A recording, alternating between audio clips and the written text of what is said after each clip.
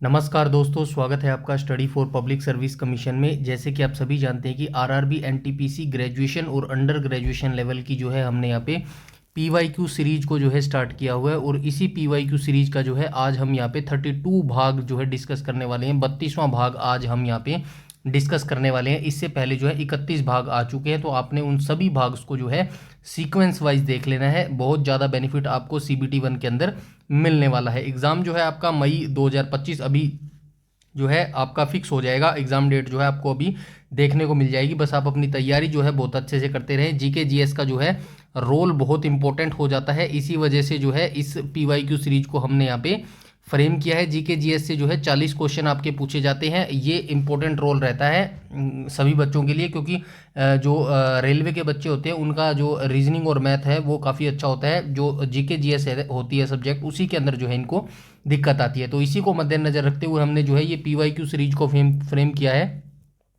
इसके अंदर जो है हम टोटल 125 शिफ्टों को यहाँ पे डिस्कस करेंगे। ये 125 शिफ्ट अगर आप देख लेंगे तो डेफिनेटली जो है आपको बहुत ज़्यादा बेनिफिट मिलेगा आपको अपनी सीबीटी 1 के अंदर। और साथ में जो है इसी के साथ में जो हम सैटरडे संडे को 2 वीडियो लेक्चर लेके आते हैं, वो किन से रिलेटेड रहते हैं, स्टैटिक जीके, और वो हमारे जो है रिलेटेड रहते हैं static GK plus current affair से। ठीक है,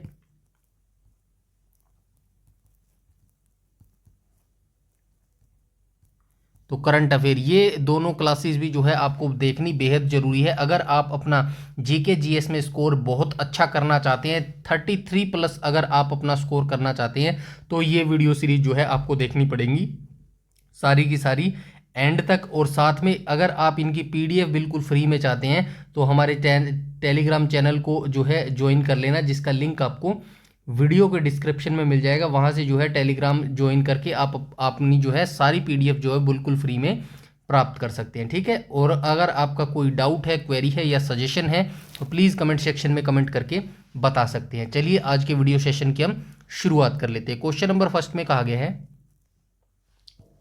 क्वेश्चन नंबर फर्स्ट में कहा गया, इनमें से किसने अपने साम्राज्य को संगठित एवं मजबूत बनाने के लिए सिंधु घाटी से लेकर बंगाल में स्थित सोनार घाटी तक शाही सड़क का निर्माण कराया था। सड़क का निर्माण किसने करवाया था, मतलब बेसिकली ये पूछा गया है, जिसका नाम ब्रिटिश काल के दौरान बदलकर जीटी रोड कर दिया गया था। तो ये ग्रांड ट्रंक रोड थी, ग्रांड ट्रंक रोड।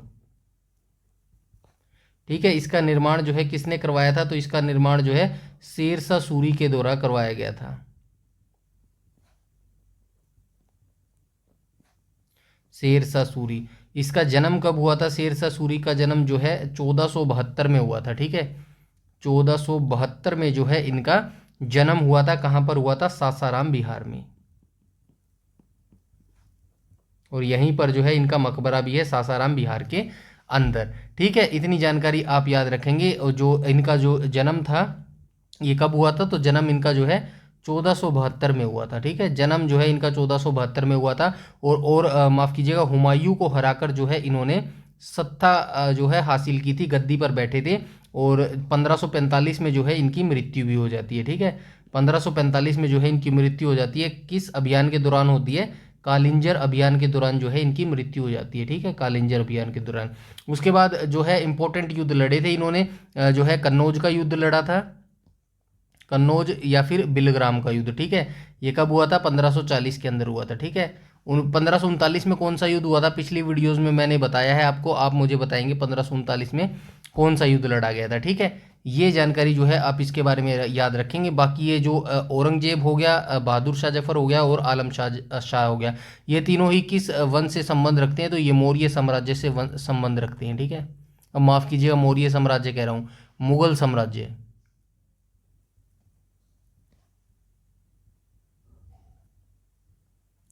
ठीक है, मुगल साम्राज्य से ये संबंध रखते हैं। मुगल साम्राज्य के बारे में आप सभी जानते हैं। मुगल साम्राज्य की जो नींव है ये किसके द्वारा रखी गई थी, तो मुगल साम्राज्य की जो नींव है वो बाबर के द्वारा रखी गई थी। 1526 में जो है इन्होंने पानीपत का प्रथम युद्ध लड़ा था। किसको हराया था, इब्राहिम लोदी को जो है इन्होंने हराकर जो है 1526 में मुगल साम्राज्य की नींव डाली थी। ठीक है, चलते हैं नेक्स्ट क्वेश्चन के ऊपर। क्वेश्चन नंबर सेकंड में बोला गया है, उस विश्व प्रसिद्ध वैज्ञानिक का नाम बताइए जिसे सापेक्षता के सिद्धांत के लिए जाना जाता है।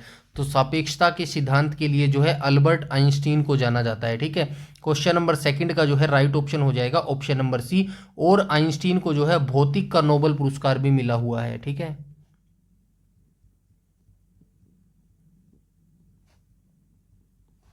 भौतिक का नोबेल पुरस्कार। तो ये कब मिला था इनको नोबेल पुरस्कार? तो नोबेल पुरस्कार जो है इनको 1921 के अंदर मिला था, है ना। 1921 में मिला था क्या? 1921, 1920-21, ठीक है, 1921 के अंदर ही मिला था, 1921 के अंदर। ठीक है, अल्बर्ट आइंस्टीन को जो भौतिक का नोबेल पुरस्कार है वो कब मिला था? 1921 में जो है इनको भौतिक का नोबेल पुरस्कार मिला था। ठीक है, चलते हैं नेक्स्ट क्वेश्चन के ऊपर।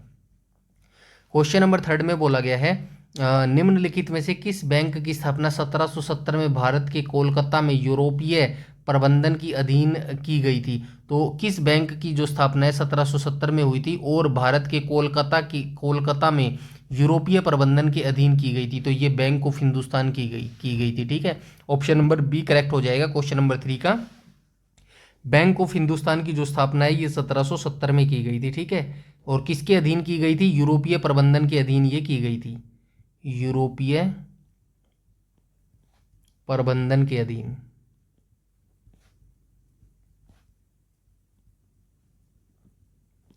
ठीक है, उसके बाद आप क्या याद रखेंगे? और इंडस बैंक, नेशनल बैंक, और कोई ज़्यादा जरूरी नहीं है। ठीक है, आपको ये याद रखना है। और आप क्या याद रख सकते हैं? रिजर्व बैंक के बारे में मैं आपको काफ़ी बार बता चुका हूँ। आरबीआई की स्थापना यानी कि रिजर्व बैंक ऑफ इंडिया इसको बोलेंगे, इसकी जो स्थापना है वो कब हुई थी? 1 अप्रैल 1935 को। ठीक है, 1 अप्रैल 1935 को। और किस अधिनियम के तहत हुई थी? तो ये जो है अधिनियम था 1935, अधिनियम था 1934। ठीक है, और इसकी जो स्थापना थी वो कहाँ हुई थी? कोलकाता में इसकी स्थापना हुई थी।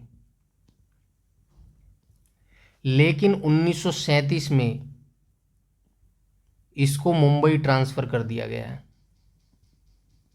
ठीक है, ये जानकारी भी जो है आप याद रखेंगे। ठीक है, और क्या याद रख सकते हैं? वर्तमान में जो सबसे बड़ा बैंक है वो हमारा एसबीआई का है। और एसबीआई को जो राष्ट्रीयकृत है कब किया गया था? 1955 में जो है इसको राष्ट्रीयकृत किया गया था। वर्तमान में कितने राष्ट्रीयकृत बैंक है? तो टोटल 12 जो है वर्तमान में 12 जो है राष्ट्रीयकृत बैंक हैं, राष्ट्रीयकृत।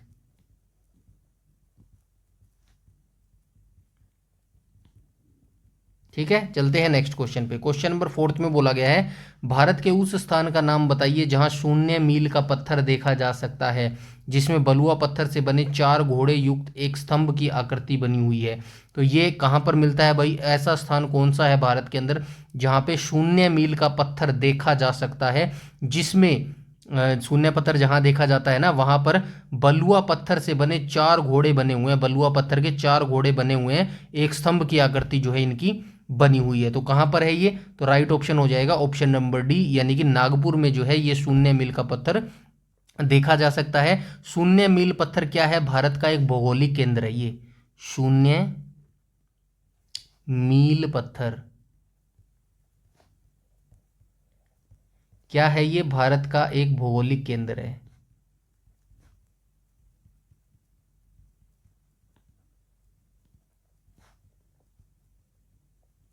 ठीक है, भारत का एक ये भौगोलिक केंद्र है और यह कहां पर अवस्थित है? नागपुर महाराष्ट्र में अवस्थित है।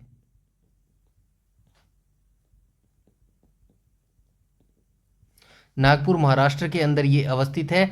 और क्या याद रख सकते हैं इसके अंदर? ग्रेट ट्रिग्नोमेट्रिकली सर्वे ऑफ इंडिया के दौरान अंग्रेजों के द्वारा यह बनाया गया एक स्मारक है। ठीक है, ये भी आप याद रखेंगे, 1907 में इसको बनाया गया था भाई। ठीक है ना, ये याद रखेंगे 1907 में जो है इसको ट्रिग्नोमेट्रिकली सर्वे ऑफ इंडिया के दौरान जो है अंग्रेजों ने इसको बनाया था। ठीक है, नेक्स्ट क्वेश्चन पे चलते हैं। क्वेश्चन नंबर 5 जो कि कंप्यूटर से रिलेटेड पूछा गया है, C++ के बारे में यहाँ पे पूछा गया है। क्या याद रखेंगे? प्रोग्रामिंग भाषा है जिसका नाम है C++। इसका विकास किसने किया था? AT&T बेल लेबोरेटरीज में जो है बेंजे स्टार्टअप्स द्वारा जो है इसका निर्माण किया गया था। तो ये आप याद रखना, C++ लैंग्वेज का जो निर्माण है वो किसके द्वारा किया गया था? मतलब C++ का जो आविष्कार है, मतलब C++ लैंग्वेज यार किसने बनाई थी? तो ये बंजे स्टार्टअप्स के द्वारा जो है ये बनाई गई थी। कब बनाई गई थी? तो ये बनाई गई थी 1980 में जो है ये बनाई गई थी। ठीक है, क्वेश्चन नंबर 6 की बात करूँ तो क्वेश्चन नंबर 6 में कहा गया भारत में पोखरण में अपना दूसरा परमाणु प्रशिक्षण जो है किस वर्ष किया गया था। 2 परमाणु प्रशिक्षण हुए थे, पहला और दूसरा, दोनों के बारे में बता देता हूँ, पहला और दूसरा। ठीक है, तो पहला प्रशिक्षण की बात करूँ तो ये प्रशिक्षण जो है कब हुआ था, मई 1974 में हुआ था। ठीक है, मई 1974 में, और इसका कोड नेम क्या था, तो स्माइलिंग बुद्धा जो है इसका कोड नेम था। ठीक है, स्माइलिंग बुद्धा। ठीक है, स्माइलिंग बुद्धा इसका कोड नेम था। दूसरे की बात करूं तो दूसरा जो परीक्षण हुआ था, दूसरा परीक्षण कहां पर हुआ था, तो ये हुआ था मई 1998 में। ठीक है, मई 1998 में हुआ था, और ये जो इसका कोड नेम था, जो ये राजस्थान के पोखरण में हुए थे दोनों। ठीक है, कहां पर हुए थे, राजस्थान के पोखरण में।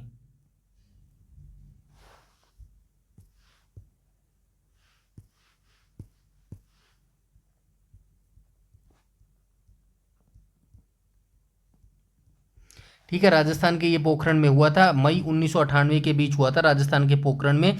और भारत के अंदर जो है 5 परमाणु जो परीक्षण है वो किए गए हैं, जिन्हें पोखरण 2 या ऑपरेशन शक्ति के नाम से भी जाना जाता है। इतनी जानकारी जो है आप याद रखेंगे, दोनों की डेट्स याद रखना, पहला 1974 में हुआ था, दूसरा जो है 1998 के अंदर हुआ था। ठीक है, चलते हैं नेक्स्ट क्वेश्चन पे। क्वेश्चन नंबर 7 में बोला गया है कि वह क्षेत्र जहां स्रोत से आने वाला पूरा प्रकाश अवरुद्ध हो जाता है उसे क्या कहा जाता है। तो वह क्षेत्र कौन सा होता है जहां पर आने वाला जो पूरा सूर्य का प्रकाश होता है वो अवरुद्ध हो जाता है, रुक जाता है, वहां पर जो है प्रकाश की किरणें नहीं पहुंच पाती, ऐसे क्षेत्र को जो है क्या कहा जाता है। तो ऐसे क्षेत्र को क्या कहा जाता है, प्रछाया जो है ऐसे क्षेत्र को बोला जाता है। राइट ऑप्शन हो जाएगा option number B. Next question की बात करूँ तो स्टैच्यू ऑफ यूनिटी की बात हुई है, तो ये गुजरात के अंदर अवस्थित है। ठीक है, राइट ऑप्शन हो जाएगा option number A. Statue of unity क्या है, तो ये 182 मीटर ऊंची प्रतिमा है, 82 मीटर ऊंची प्रतिमा है। किसकी है, तो ये सरदार वल्लभ भाई पटेल की है, सरदार वल्लभ भाई पटेल, वल्लभ भाई पटेल।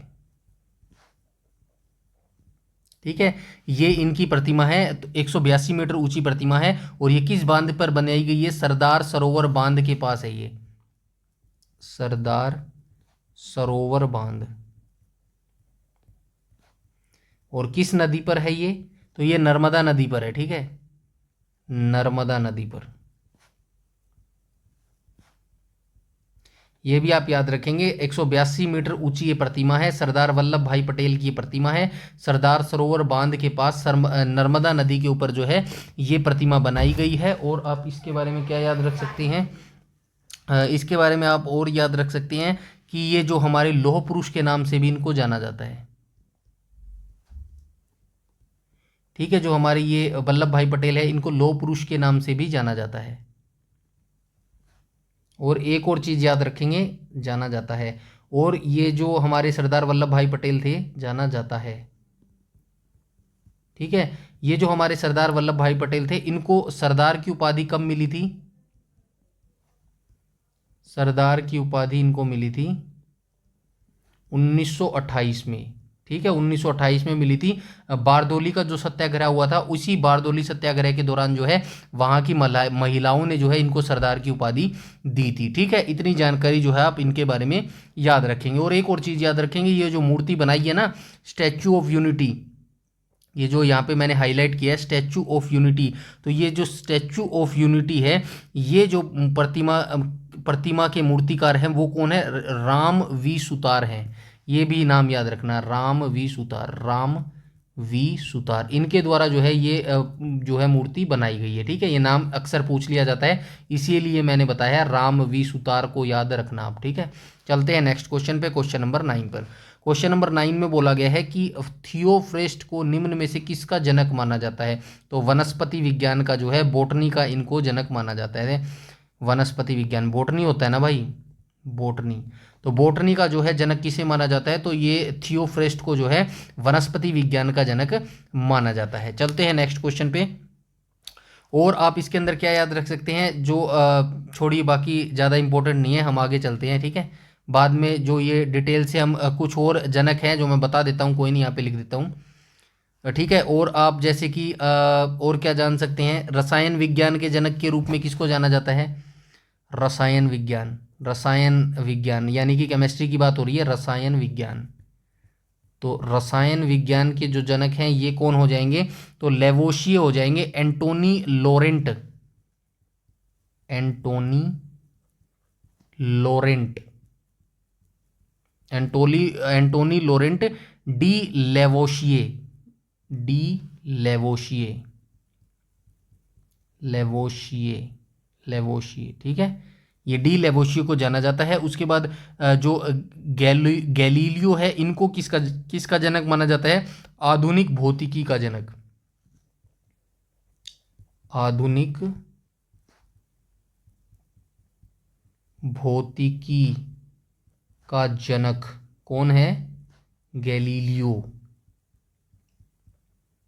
ठीक है, गैलीलियो, गैलीलियो, गैलीलियो,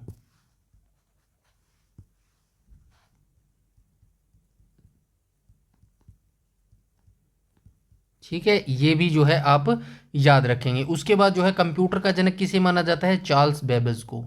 ये इससे रिलेटेड नहीं है बट कंप्यूटर के भी क्वेश्चन पूछे जाते हैं, इसीलिए मैं आपको बता रहा हूँ, ठीक है। चार्ल्स बेबेज को जो है ये कंप्यूटर का जनक माना जाता है, ठीक है। कंप्यूटर। अर्थशास्त्र का जनक किसे माना जाता है? एडम स्मिथ को, एडम स्मिथ को। किसका जनक माना जाता है? अर्थशास्त्र को, अर्थशास्त्र का, ठीक है। ये चीजें भी जो है आप याद रखेंगे, बाकी कभी माइंड में आया तो फिर मैं ऐसे ही आपको बताता चलूंगा। क्वेश्चन नंबर 10 में बोला गया है, सर्वाधिक जनसंख्या वाले देश किस महाद्वीप के अंदर आते हैं? ऑब्वियसली हमारा एशिया है, ठीक है, एशिया। एशिया कहाँ पर है? राइट ऑप्शन हो जाएगा ऑप्शन नंबर ए, ठीक है। क्वेश्चन नंबर 10 का जो सर्वाधिक जनसंख्या वाले देश हैं आप सभी जानते हैं, चीन प्रथम नंबर पर है, और दूसरे नंबर पर कौन सा है? दूसरे नंबर पर हमारा भारत है, ठीक है, जनसंख्या के आधार पर। और क्षेत्रफल के आधार पर बात करूँ तो पहले नंबर पर हो जाएगा रूस, ठीक है। चलते हैं नेक्स्ट क्वेश्चन पे, दूसरा हो जाएगा कनाडा। क्वेश्चन नंबर 11 की बात करूं तो एक सरल क्वेरी भाषा है डैश, एक सरल क्वेरी भाषा है जिसका उपयोग रिलेशनल नेटवर्क में डेटा तक पहुंचने, उसे संभालने और प्रतिबंधित करने के लिए किया जाता है। तो कौन सी एक क्वेरी भाषा है जिसका उपयोग रिलेशनल नेटवर्क में डेटा तक पहुंचने, उसे संभालने और प्रबंधित करने के लिए किया जाता है? तो कौन सी ऐसी जो है क्वेरी भाषा हो जाएगी? तो ये हो जाएगी एसक्यूएल, एसक्यूएल। एसक्यूएल की फुल फॉर्म क्या हो जाएगी? Structure query language. ये देख लेना एक बार, शायद मेरे हिसाब से यही होना चाहिए, कमेंट करके बताना ठीक बताया क्या मैंने? Structure, STRUCTURE, structure query language. किसी को बताना पता हो तो स्ट्रक्चर क्वेरी लैंग्वेज ही जो होती है क्या इसकी फुल फॉर्म? एसक्यूएल की, ठीक है, बताया मैंने, ठीक है। ये देखना आप थोड़ा सा अपडेट करना, ठीक है। एसक्यूएल ऐसी भाषा है जिसका उपयोग रिलेशनल नेटवर्क में जो है डाटा पहुंचने, संभालने और उसको मैनेज करने के लिए जो है यूज़ किया जाता है एसक्यूएल का, ठीक है। चलते हैं नेक्स्ट क्वेश्चन पे। ये फुल फॉर्म पूछी जाती है इनकी, इनकी भी, जैसे DDL हो गया, DML हो गया, ये सभी जो है एसक्यूएल के अंदर ही पार्ट आते हैं ये, ठीक है। ये तो मेरे को पता नहीं क्या होता है, ISO क्या होता है, बाकी ये DDL और DML ये मैंने पढ़ा है। DDL, SQL और DML ये तीनों जो है एक ही के अंदर आते हैं, और इनकी फुल फॉर्म भी पूछी जाती है वनडे एग्जाम के अंदर, ठीक है। ये DDL की फुल फॉर्म भी देख लेना आप, ठीक है, DDL। DML की फुल फॉर्म हो जाएगी मैन्युपुलेट लैंग्वेज, ये देख लेना यार फुल फॉर्म एक बार, मुझे नहीं पता, मैं एग्जैक्ट आपको बता देता हूँ, ठीक है। ये मुझे पता थी एसक्यूएल की स्ट्रक्चर क्वेरी लैंग्वेज है, फिर भी आप एक बार जो है वेरीफाई कर लेना। चलते हैं क्वेश्चन नंबर 12 पर। 12 में कहा गया है नीति आयोग का गठन कब किया गया था? तो ये किया गया था 1 जनवरी, ठीक है, 1 जनवरी 2015 को जो है नीति आयोग का गठन किया गया था, ठीक है। क्वेश्चन नंबर 12 का राइट ऑप्शन हो जाएगा ऑप्शन नंबर सी, 1 जनवरी 2015 को। किसके स्थान पर किया गया था? योजना आयोग के स्थान पर किया गया था, योजना आयोग। तो योजना आयोग की स्थापना कब हुई थी? तो ये हुई थी 1950 के अंदर जो है इसकी स्थापना हुई थी, और इसके स्थान पर जो है 1 जनवरी 2015 को योजना आयोग का गठन कर दिया गया था। योजना आयोग का जो है क्या काम था? तो इसका जो काम था वो पंचवर्षीय योजना को बनाना और लागू करना था, योजना को लागू करना, ठीक है। और ये जो नीति आयोग होता है इसके अध्यक्ष कौन होते हैं? तो अध्यक्ष प्रधानमंत्री होते हैं। तो हमारे जो प्रथम अध्यक्ष थे नीति आयोग के वो कौन थे? प्रधानमंत्री श्री नरेंद्र मोदी थे। और जो इसके उपाध्यक्ष थे वो कौन थे? अरविंद पनगड़िया जो है इसके उपाध्यक्ष थे, ठीक है। चलते हैं नेक्स्ट क्वेश्चन पे। क्वेश्चन नंबर 13 में बोला गया है कि भारत रत्न पुरस्कार से सम्मानित सुप्रसिद्ध गायक भूपेन हजारिका किस राज्य से संबंधित है? तो ये भूपेन हजारिका को जो है भारत रत्न पुरस्कार मिल चुका है। और ये जो है किस राज्य से संबंध रखते हैं? तो ये जो संबंध रखते हैं ये असम राज्य से जो है संबंध रखते हैं। इसकी जो स्थापना थी, भारत रत्न पुरस्कार की जो स्थापना है, भारत रत्न पुरस्कार, तो ये हमारा जो है फर्स्ट हाईएस्ट सिविलियन अवार्ड है, सिविलियन, ठीक है। और इसकी जो शुरुआत है कब हुई थी? तो इसकी शुरुआत 2 जनवरी 1954 को जो है इसकी शुरुआत हुई थी, ठीक है। ये चीज़ भी आप याद रखेंगे। क्वेश्चन नंबर 14 में बोला गया अंतर्राष्ट्रीय क्रिकेट परिषद में मैच रेफरी के रूप में नियुक्त की जाने वाली प्रथम भारतीय महिला का नाम बताइए। तो ये हो जाएगी जीएस लक्ष्मणी जो है ये पहली जो है हमारी महिला हो जाएंगी जो अंतर्राष्ट्रीय क्रिकेट परिषद यानी कि आईसीसी में मैच रेफरी के रूप में नियुक्त होने वाली पहली भारतीय महिला हो जाएगी जीएस लक्ष्मी। हरप्रीत कौर ये वर्तमान में जो है इंडियन वुमेन्स क्रिकेट टीम की जो है भारतीय कप्तान भी है, ठीक है। हरमनप्रीत कौर है यार, वो तो ये तो हरप्रीत कौर है, ये नहीं होगा भाई। जो हरमनप्रीत कौर है ना, ये हरमनप्रीत कौर, तो ये कौन है? तो ये वर्तमान में हमारी जो इंडियन क्रिकेट टीम है वुमेन्स की, भारतीय क्रिकेट महिला टीम, इनकी कोच कह रहा हूं मैं, इनकी क्या है? कप्तान है ये, ठीक है, कप्तान है, ठीक है। और आप क्या याद रख सकते हैं? आईसीसी की स्थापना कब हुई थी? तो आईसीसी की यहाँ पे बता देता हूँ। आईसीसी यानी कि इंडियन क्रिकेट काउंसिल, इसकी स्थापना हुई थी 1909 के अंदर। बीसीसीआई यानी कि भारतीय क्रिकेट कंट्रोल बोर्ड, इसकी स्थापना हुई थी 1928 में। 1909 में जो है इसकी स्थापना हुई थी, 1909 में इसकी जो है स्थापना हुई थी, ठीक है। दुबई में इसका जो है हेडक्वार्टर हो जाएगा। और बीसीसीआई का हेडक्वार्टर कहाँ पर हो जाएगा?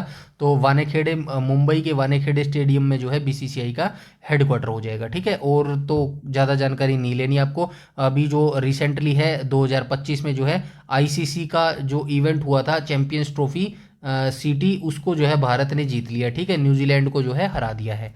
ये भी आप याद रखेंगे, करंट अफेयर से रिलेटेड क्वेश्चन पूछा जा सकता है। क्वेश्चन नंबर 15 की बात करूं तो भारतीय रिजर्व बैंक की स्थापना 1 अप्रैल 1935 को हुई थी। ये मैं बहुत बार आपको बता चुका हूं। अधिनियम कौन सा था? अभी मैं इसी वीडियो में जो है ऊपर बता के आया हूं आपको। अधिनियम 1934 के तहत हुई है। कहाँ पे स्थापना हुई थी? कोलकाता में इसकी स्थापना हुई थी। कोलकाता में स्थापना हुई थी। 1937 में जो है इसको बम्बई में भेज दिया गया था, बम्बई स्थानांतरित कर दिया गया था, ठीक है। तो स्थापना हुई थी 1935 के अंदर। क्वेश्चन नंबर 16 की बात करूँ तो निम्नलिखित में से कौन सा भारतीय संसद का एक अंग नहीं है? तो भारतीय संसद का जो अंग नहीं है क्या हो जाएगा? राष्ट्रपति, राज्यसभा, लोकसभा। तो राज्य विधानसभा नहीं होगा, राइट ऑप्शन हो जाएगा ऑप्शन नंबर डी।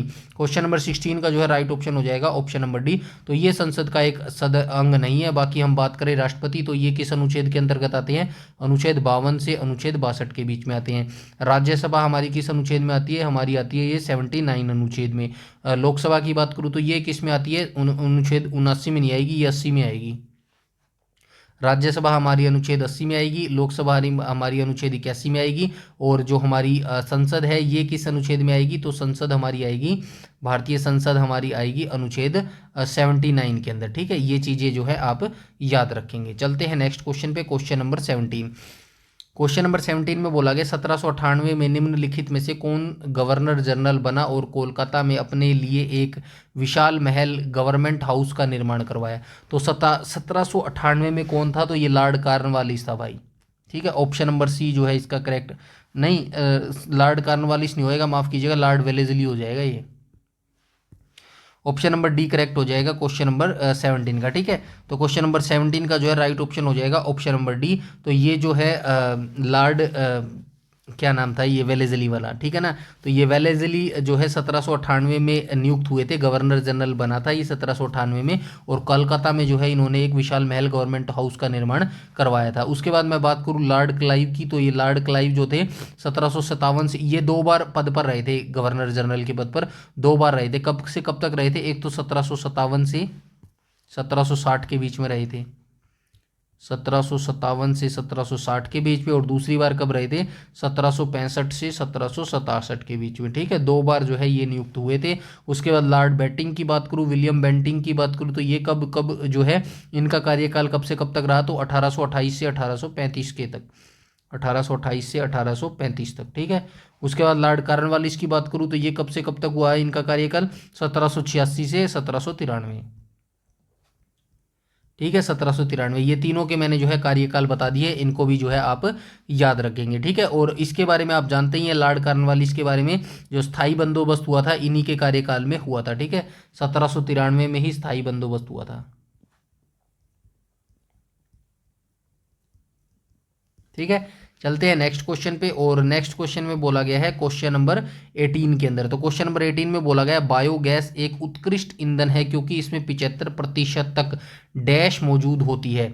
तो क्या इसके अंदर जो है मौजूद होती है? तो इसके अंदर जो है मेथेन मौजूद होती है भाई, 75%। ठीक है, ये आप याद रखेंगे, मेथेन।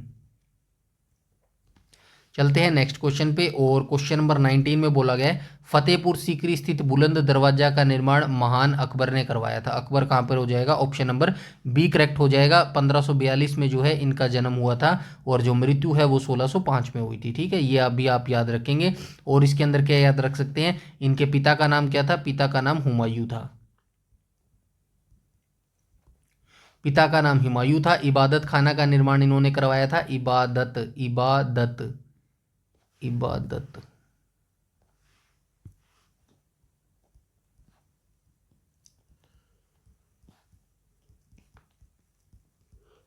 तो इबादत खाने का निर्माण भी जो है इनके द्वारा करवाया गया था। ठीक है, ये जानकारी जो है आप याद रखेंगे। बाबर के द्वारा मुगल साम्राज्य की स्थापना की गई थी। और जो है बाबर के बाद क्या आएगा? बाबर के बाद हुमायूं आएगा। हुमायूं के बाद जो है अकबर आएगा। अकबर के बाद जहांगीर आएगा। जहांगीर के बाद शाहजहाँ आएगा। शाहजहाँ के बाद जो है औरंगजेब आएगा। और औरंगजेब की मृत्यु जो है 1707 में हो गई थी। और 1707 से ही जो है मुगल साम्राज्य का पतन हो गया था। कब पतन हुआ था? 1857 की क्रांति में। ठीक है, ये मुगल साम्राज्य पूरी तरह खत्म हो गया था। 1862 में जो मोहम्मद शाह रंगीला था उसको जो है निर्वासित करके बाहर भेज दिया गया था, बर्मा भेज दिया गया था। ठीक है, ये भी चीज़ जो है आप याद रखेंगे। मैं मोहम्मद शाह रंगीला बोल गया, माफ़ कीजिएगा। बहादुर शाह द्वितीय की यहाँ पे बात हो रही है। ठीक है ना। और क्वेश्चन नंबर 20 की बात करूँ तो निम्नलिखित में से किस शहर को भारत में महलों का शहर के रूप में जाना जाता है? तो किस शहर को जो है, ये नूरजहाँ के बारे में भी बता देता हूँ। नूरजहाँ जो है ये कौन थी? तो ये नूरजहाँ जो है जहांगीर, इस पे जो है नूरजहाँ और जहांगीर के बीच में, चल छोड़िए इसको बाद में देखेंगे हम कभी। ठीक है, क्वेश्चन नंबर 20 की बात करें तो निम्नलिखित में से किस शहर को भारत में महलों का शहर के रूप में जाना जाता है? तो किस शहर को जाना जाता है? तो ये भाई राइट ऑप्शन हो जाएगा ऑप्शन नंबर ए। कोलकाता शहर को जो है भारत में महलों के शहर के रूप में जाना जाता है। ठीक है, क्वेश्चन नंबर 20 का राइट ऑप्शन हो जाएगा ऑप्शन नंबर ए। चलते हैं नेक्स्ट क्वेश्चन पे, क्वेश्चन नंबर 21 पे। क्वेश्चन नंबर 21 में बोला गया स्वतंत्र भारत के पहले गवर्नर जनरल कौन थे? तो पहला गवर्नर जनरल आप यहाँ पे मैं लिख देता हूँ, पहला गवर्नर जनरल। ठीक है, जर्नल।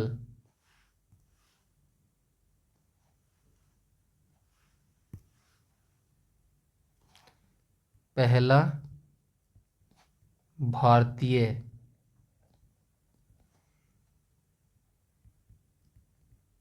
Governor general. ठीक है, पहला हो जाएगा माउंटबेटन। ठीक है, यहाँ पे आ जाएगा माउंटबेटन। और भारत के पहले की बात करूँ तो भारत का जो प्रथम का था ये कौन था? तो सी राजगोपालाचारी था।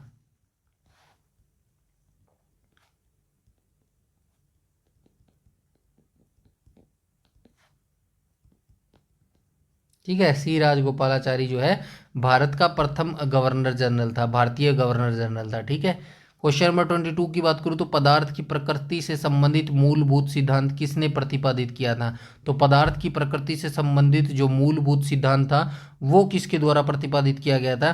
तो ये प्रतिपादित जो है ये किया गया था भाई option number B, John Dalton के द्वारा जो है ये प्रतिपादित किया गया था। ठीक है, ये भी जो है आप याद रखेंगे। चलते हैं क्वेश्चन नंबर 23 पर। 23 में कहा गया है गंगा ग्राम परियोजना इनमें से किसके द्वारा जो है शुरू की गई है? तो गंगा ग्राम परियोजना जो है ये किसके द्वारा शुरू की गई है? पेयजल एवं स्वच्छता मंत्रालय के द्वारा। कब शुरू की गई है? 2016 में जो है इसको शुरू किया गया था। ठीक है, 2016 में जो है गंगा ग्राम परियोजना को शुरू किया गया था। चलते हैं नेक्स्ट क्वेश्चन पे। क्वेश्चन नंबर 24 में बोला गया है देहरादून से उड़ान भरने वाला भारत का प्रथम जैव ईंधन चालित हवाई जहाज कब नई दिल्ली स्थित इंदिरा गांधी अंतर्राष्ट्रीय हवाई अड्डे पर उतरा? तो ये उस समय का करंट अफेयर था, आप चाहे तो स्किप भी कर सकते हैं, कोई ज़्यादा जरूरी नहीं है, फिर भी मैं आपको बता देता हूँ। देहरादून से उड़ान भरी थी और जो ये भारत का प्रथम जैव ईंधन चालित हवाई जहाज था, जो जैव ईंधन था ना, प्रथम जैव ईंधन से ये जो हवाई जहाज था वो चल रहा था और ये इंदिरा गांधी अंतर्राष्ट्रीय हवाई अड्डे पर जो है कब उतरा था?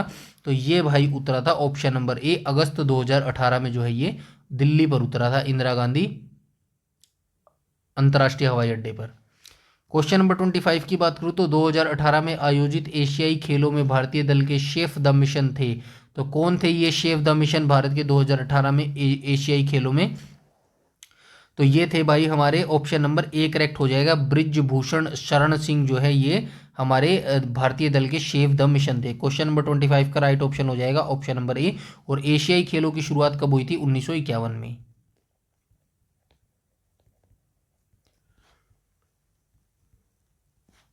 कब हुए थे? 1951 में। प्रथम संस्करण कहाँ पर हुआ था? नई दिल्ली में। ठीक है, चलते हैं नेक्स्ट क्वेश्चन पे। क्वेश्चन नंबर 26 में बोला गया है उस व्यक्ति का नाम बताइए जिसे 1815 में भारत का पहला सर्वेयर जनरल नियुक्त किया गया था। तो ये कौन से छः जिनको जो है 1815 के अंदर पहला सर्वेयर जनरल जो है नियुक्त किया गया था? ये हो जाएंगे option number D, Colin Mackenzie को जो है 1815 में भारत का पहला सर्वेयर जनरल जो है नियुक्त किया गया था। ये भी जो है आप याद रखेंगे। तो भारत का पहला सर्वेयर जो है जनरल किसको नियुक्त किया गया था? कॉलिंग मैकेंजी को नियुक्त किया गया था 1815 के अंदर। चलते हैं नेक्स्ट क्वेश्चन पे। क्वेश्चन नंबर 27 ये इनके बारे में बहुत बार बता चुका हूँ। तो विक्रम साराभाई जो है अंतरिक्ष केंद्र कहाँ पर अवस्थित है? तो ये कहाँ पर अवस्थित है? तो ये हो जाएगा हमारा कहाँ पर हो जाएगा? क्वेश्चन नंबर 27 का राइट ऑप्शन हो जाएगा ऑप्शन नंबर ए, तिरुवनंतपुरम के अंदर जो है ये विक्रम साराभाई अंतरिक्ष के अंदर अवस्थित है। और ये विक्रम साराभाई को ही जो है अंतरिक्ष जनक जो माना जाता है। इसरो की स्थापना बताना कहाँ पर, इसरो की स्थापना जो है कब हुई थी ये बताना। मैं बता चुका हूँ पिछली वीडियोज़ में और बहुत बार बता चुका हूँ इसरो की स्थापना। इसके बाद क्वेश्चन नंबर 28 को देखो तो मेगापोलिस एक ग्रीक शब्द है जिसका अर्थ है महान शायर। इसे डैश द्वारा लोकप्रिय बनाया गया था। किसके द्वारा जो है इसको जो है फेमस किया गया था? राइट ऑप्शन हो जाएगा option number B, Jean Gottmann के द्वारा जो है इसको फेमस किया गया था। ठीक है, क्वेश्चन नंबर 29 की बात करूँ तो किसकी अध्यक्षता में भारतीय राष्ट्रीय कांग्रेस ने 19 दिसंबर 1929 को लाहौर अधिवेशन में पूर्ण स्वराज का अंतिम लक्ष्य घोषित किया था? तो ये जवाहरलाल नेहरू थे। ऑप्शन नंबर सी करेक्ट हो जाएगा क्वेश्चन नंबर 29 का। ठीक है, आप सभी जानते हैं जो राष्ट्रीय कांग्रेस थी इसकी जो स्थापना थी वो कब हुई थी? तो इसकी जो स्थापना थी 1885 में हुई थी। ठीक है, 1885 में इसकी स्थापना हुई थी दिसंबर में। और क्या है 72 लोगों ने जो है इसके अंदर प्रतिनिधित्व किया था, 72 लोगों ने जो है इसके अंदर भाग लिया था। उसके बाद जो है इस भारतीय राष्ट्रीय कांग्रेस के बारे में भी जो है इंपॉर्टेंट जितने भी सेशन थे मैं वो प्रीवियस वीडियो में बता चुका हूँ, तो प्लीज़ उन वीडियोज़ को आप जरूर देख लीजिएगा। क्वेश्चन नंबर 30 की बात करूँ तो क्वेश्चन नंबर 30 में क्या कहा गया है? क्वेश्चन नंबर 30 में बोला गया है कि आधार एक 12 अंकीय विशिष्ट संख्या है जिसे डैश द्वारा जारी किया जाता है। तो आधार कार्ड आप जानते हैं ना, आधार कार्ड जो आजकल मैडेंट्री हो गया है आधार कार्ड, ये उसी आधार कार्ड की बात हो रही है। तो आधार कार्ड में जो है 12 अंक का डिजिट नंबर होता है आपका, आप सभी जानते होंगे, जिसे डैश द्वारा जारी किया जाता है। तो किसके द्वारा जो है इसको जारी किया जाता है? तो इसको जारी किया जाता है unique identification authority of India, UIID के द्वारा जो है इसको जो है जारी किया जाता है। ठीक है,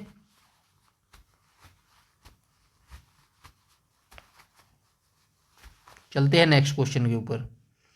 क्वेश्चन नंबर 31 में बोला गया प्रथम पंचवर्षीय योजना 1951 से 1956 की योजना का मसौदा तैयार करने में शामिल युवा अर्थशास्त्री कौन थे? तो ये जो मसौदा तैयार किया गया था 1951 से 1955 प्रथम पंचवर्षीय योजना का, इसको तैयार करने में शामिल युवा अर्थशास्त्री कौन थे? तो राइट ऑप्शन हो जाएगा ऑप्शन नंबर ए, KN राज के द्वारा जो है इसको शामिल युवा अर्थशास्त्री थे ये। और जो है कुल जो पंचवर्षीय योजना है वो कितनी हो चुकी है भारत के अंदर? 12 पंचवर्षीय योजना हो चुकी हैं। पहली कब आई थी? तो पहली आई थी 1951 के अंदर। अंतिम कब आई थी? तो अंतिम आई थी इसकी अंतिम आई थी 2012 के अंदर। कब से कब तक चली थी? ये 17 तक चली थी। ये 2012 से 17 तक ये जो है अंतिम पंचवर्षीय योजना चली थी। इसको लागू करने का काम किसका था? योजना आयोग का जो है इसका लागू करने का काम था योजना आयोग का। योजना आयोग की स्थापना कब हुई थी? 1950 में। 1950 में इसकी योजना आयोग की स्थापना हुई थी, लेकिन 2014 में इसको डिसॉल्व करके जो है 1 जनवरी 2015 को जो है नीति आयोग की स्थापना कर दी गई। ठीक है, चलते हैं नेक्स्ट क्वेश्चन पे। क्वेश्चन नंबर 32 में बोला गया है निम्नलिखित में से कौन सा सिद्धांत और ऊर्जा प्रणालियों से संबंधित है? तो निम्नलिखित में से कौन सा सिद्धांत है जो सौर ऊर्जा प्रणालियों से संबंध रखता है? तो राइट ऑप्शन हो जाएगा ऑप्शन नंबर ए, फोटोवोल्टिक प्रभाव जो है ये सौर ऊर्जा प्रणालियों से संबंधित है, फोटोवोल्टिक प्रभाव। क्वेश्चन नंबर 33 की बात करूं तो 33 में क्या कहा गया है? निम्नलिखित में से कौन सा भारतीय मानक समय सटीक ढंग से दर्शाता है? तो भारतीय मानक समय जो है सटीक ढंग से दर्शाता है, ये कौन सा हो जाएगा? तो ये हो जाएगा GMT 5 प्लस 5.5 घंटे। तो ये जो भारत का मानक समय है ना, ये 5.5 घंटे आगे है, जो ग्रीनविच टाइम है ना वहाँ से 5.5 घंटे आगे है। क्वेश्चन नंबर 34 की बात करूँ तो 34 में क्या कहा गया? अवध साम्राज्य के बारे में यह कथन किसका है? यह वह फल है जो किसी न किसी दिन हमारे मुंह में टपक जाएगा। किसी न किसी दिन जो है हमारे मुंह में टपक जाएगा, यह कथन किसने कहा था? तो यह जो कथन है ये कहा गया था भाई option number C, Lord Dalhousie के द्वारा जो है ये कथन कहा गया था। आप सभी जानते हैं लॉर्ड डलहौजी जो है 1848 में नियुक्त हुए थे। ठीक है, 1848 में जो है ये गवर्नर जनरल बने थे। विश्व स्वास्थ्य संगठन की बात करूँ तो विश्व स्वास्थ्य संगठन की स्थापना कब हुई थी? 7 अप्रैल 1948 को। ठीक है, उसका मुख्यालय कहाँ हो जाएगा? जिनेवा में इसका मुख्यालय हो जाएगा। ठीक है, जिनेवा में। किस स्थान पर है इसका मुख्यालय? जिनेवा में जो है इसका मुख्यालय हो जाएगा। 7 अप्रैल 1948 को जो है इसकी स्थापना हुई थी। चलते हैं क्वेश्चन नंबर 36 पर। क्वेश्चन नंबर 36 में कहा गया है कि भारत कितनी बार पुरुषों के ICC क्रिकेट वर्ल्ड कप के एक दिवसीय अंतर्राष्ट्रीय प्रारूप के फाइनल तक पहुंचा है? तो भारत जो है कितनी बार पुरुषों के ICC क्रिकेट वर्ल्ड कप के एक दिवसीय अंतर्राष्ट्रीय प्रारूप में जो है पहुंचा है? ये क्वेश्चन छोड़ दो भाई एक बार। ठीक है, छोड़ दो एक बार इसको, सही बात है, क्योंकि इसमें डाउट है इस क्वेश्चन के अंदर। ठीक है, वैसे तो जो फाइनल में कितनी बार पहुंचा है? एक बार 1983 में पहुंचा है जो जीत गया था भारत। एक बार 2011 का जो वर्ल्ड कप है वो भारत ने जीत लिया है क्रिकेट वर्ल्ड कप के एक दिवसीय अंतर्राष्ट्रीय में। और कब जीता है? 2002 ICC क्रिकेट वर्ल्ड कप। चलो इसको छोड़ दो एक बार, नहीं पता भाई ये कितनी बार पहुंचा है। अगर आपको पता हो तो बताना इसका आंसर करके। 2 तो ये जीत ही चुका है। ठीक है, और कितनी बार वर्ल्ड कप में? और कभी गया ही नहीं शायद। कभी गया है क्या 1983 और 2011 को छोड़ के? हाँ, एक बार और गया भाई, 2023 वाला। 2023 वाला था, 24 वाला था। 11 4 15, 15 और 4 19, 19 और 4 23। 23 में हुआ था ना, अभी ऑस्ट्रेलिया और भारत के बीच में हुआ था। तो ये 3 बार आएगा भाई। अभी गुजरात के अंदर जो फाइनल हुआ था, ऑस्ट्रेलिया ने हरा दिया था भारत को। तो ये 3 बार आएगा मेरे पास। और अगर कोई अपडेशन है 4 बार भी तो भाई कमेंट करके बता देना। ठीक है, चलते हैं नेक्स्ट क्वेश्चन पे। क्वेश्चन नंबर 37 में कहा गया है स्वराज पार्टी की स्थापना किस वर्ष की गई थी? तो ये की गई थी 1923 के अंदर। किस किस ने की थी? चित्तरंजन दास और किसने की थी? मोतीलाल नेहरू ने। चित्तरंजन दास और मोतीलाल नेहरू। ये जवाहरलाल नेहरू के पिताजी थे, मोतीलाल नेहरू। ठीक है, इन दोनों ने मिलकर जो है स्वराज पार्टी की स्थापना की थी 1923 के अंदर। ठीक है, चलते हैं नेक्स्ट क्वेश्चन पे। क्वेश्चन नंबर 38 में बोला गया संयुक्त राष्ट्र दिवस प्रतिवर्ष किस तिथि को मनाया जाता है? तो ये बनाया जाता है, स्थिति को मनाया जाता नहीं है, अभी तिथि आएगा यहाँ पे। ठीक है ना, इसको काट देना, प्रतिवर्ष किस तिथि को मनाया जाता है, ये तिथि आएगा। थोड़ा सा टाइपिंग मिस्टेक है, थोड़ा सा एडजस्ट कर लेना भाई। ठीक है, तिथि को मनाया जाता है तो 24 अक्टूबर 1945 को जो है इसकी स्थापना हुई थी। हेडक्वार्टर कहाँ पर हो जाएगा? हेडक्वार्टर हो जाएगा इसका न्यूयॉर्क के अंदर, इसका जो है हेडक्वार्टर हो जाएगा। ठीक है, तो ये आज के जो है टॉप क्वेश्चन है जो हमने यहाँ पे डिस्कस कर लिए। आई होप आपको वीडियो अच्छी लगी होगी। वीडियो अच्छी लगी हो तो लाइक कीजिएगा और शेयर कीजिएगा ताकि मुझे मोटिवेशन मिल सके। लाइक शेयर कर लीजिएगा और जो है चैनल पर पहली बार विजिट कर रहे हैं तो चैनल को सब्सक्राइब कर लेना और बेल आइकन बटन को टैप कर लेना ताकि समय पर आपको सारी नोटिफिकेशन मिलती रहें। यूट्यूब पर अगर आप हमें फॉलो करते हैं तो हमारा टेलीग्राम ग्रुप जरूर से जरूर ज्वाइन कर लेना। सारी नोटिफिकेशन, सारी अपडेट सब कुछ यहाँ पर बता दिया जाता है। इस वीडियो में इतना ही, तब तक के लिए धन्यवाद।